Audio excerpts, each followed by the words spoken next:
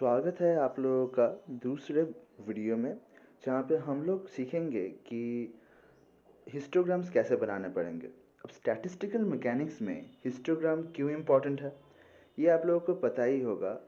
आप लोगों ने ये वाला ग्राफ पढ़ा होगा। ये जो पीक होता है बहुत हाई होता है। पीक किसका होता है? हमारे ओमेगा का। ओमेगा मतलब मल्टीप्लिसिटी। मल्टीप्लिसिटी मतलब कि कितने सारे जो माइक्रोस्टेट्स है जो एक पर्टिकुलर मैक्रोस्टेट बना रहे हैं, तो उस मैक्रोस्टेट में कितने सारे माइक्रोस्टेट्स हैं। अब जो मैक्रोस्टेट में सबसे ज़्यादा माइक्रोस्टेट्स रहेंगे उसकी मल्टीप्लिसिटी हाईएस्ट रहेगी, एंड उसी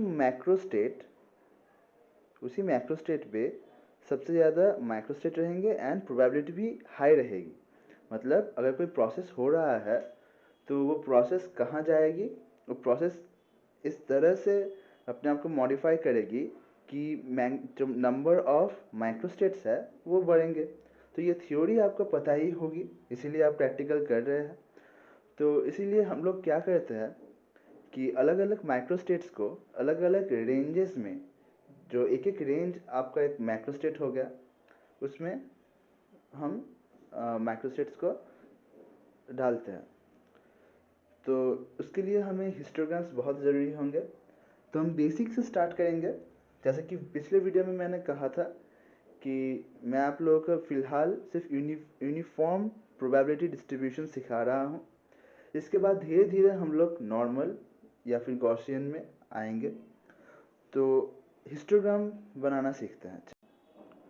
तो पहले क्या करेंगे, पहले numpy जो पैकेज है उसको हमने लिया। थोड़ा रुकिए। तो पहले numpy पैकेज को हमने इंपोर्ट किया। उसके बाद matplotlib.pyplot को plt के नाम से इंपोर्ट किए।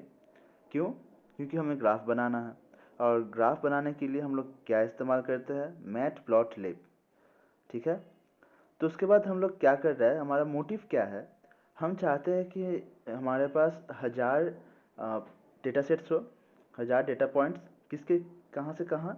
10 से 20 तक। मतलब 10, 11, 12, 13, 14, 15, 16, 17, 18, 19, 20, इतने सारे नंबर्स हमें 1000 बार जनरेट करने पड़ेंगे रैंडमली। तो एक एक नंबर कितनी बार आ रहा है उसे हम फ्रीक्वेंसी कहेंगे।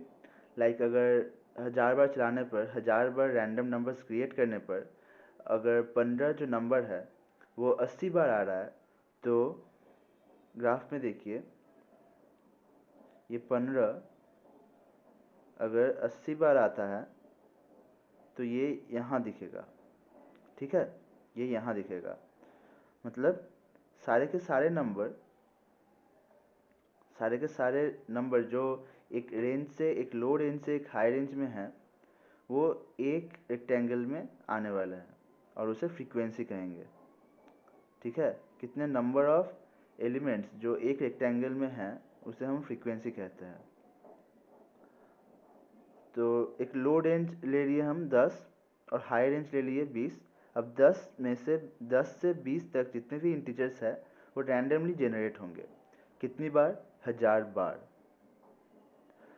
तो जनरेट करके हम एक एरे में स्टोर करने वाला है जिसका नाम डेटा है। मतलब डेटा एक ऐसा एरे होगा जो 10 से 20 तक जो नंबर्स इंटीजर्स है 1000 बार जनरेट करके रैंडमली इसमें स्टोर करेंगे। मतलब एक ऐसा एरे रहेगा जिसमें सपोज 11, नेक्स्ट नंबर जनरेट होगा रैंडम 15, 20, 16, फिर से 11, ऐसे करके जनरेट होगा। अब एक बात जो ज़रूरी है ख्याल रखना, इधर हमने हाई प्लस 1 लिया है। क्यों? पिछले वीडियो में भी हमने देखा था कि रैंड इंट या रैंडम, इन लोगों में जो हाई रेंज होता है हम उससे -1 तक ही जो रैंडम नंबर है वो प्राप्त कर पाते हैं। जैसे अगर 2 से 3 तक ले, 2 से 4 तक ले, तो 2 एंड 3 ही इंक्लूड होगा। ठीक है, ये पाइथन का, अगर आपने पाइथन पहले भी किया हुआ होगा ये आपको पता होगा। तो उसके बाद हम लोग प्लॉट ड्रॉ करेंगे हिस्टोग्राम का। ये बहुत ही बेसिक सा प्लॉट है, केयर कीजिएगा।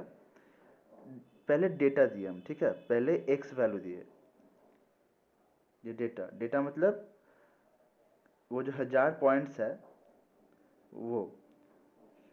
उसके बाद बीन्स, बीन्स मतलब बीन्स आपको बताता है कि कितने सारे ऐसे क्यूब्स है, ऐसे सॉरी ऐसे रेक्टेंगल्स है, कितने सारे ऐसे रेक्टेंगल्स है जो आप इस्तेमाल कर रहे हैं।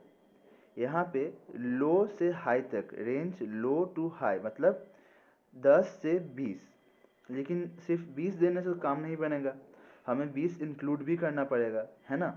अगर हम 21 देते तो 20 तक मतलब 10 से शुरू होते हुए एक्चुअली 19 तक, मतलब यहाँ पे रुक जाता, तो हम 21 भी नहीं दे सकते, तो हम 22 दे रहे हैं, मतलब +2 करके।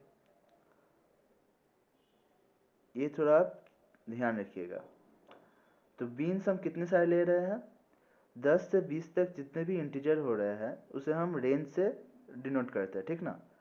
तो लो से मतलब 10 से 22 तक मतलब 21 तक, एक्चुअली 21 तक कितने सारे आपके बन गए रेक्टेंगल्स, 11।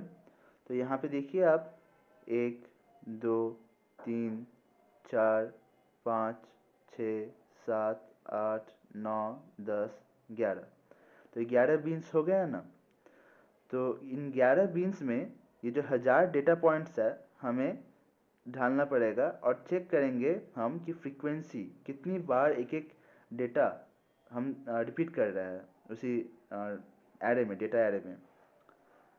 और एज कलर हमने ब्लैक दिया है, अगर वाइट देते तो ये जो कलर है इधर ये वाइट होता, अगर रेड देते तो रेड होता। और X level, Y level, title, ये सब तो आपको पता ही होगा। तो ये बहुत ही आसान सा एक मेथड है हिस्टोग्राम बनाने का। इसी मेथड से हम लोग गॉसियन हिस्टोग्राम्स भी बनाएंगे।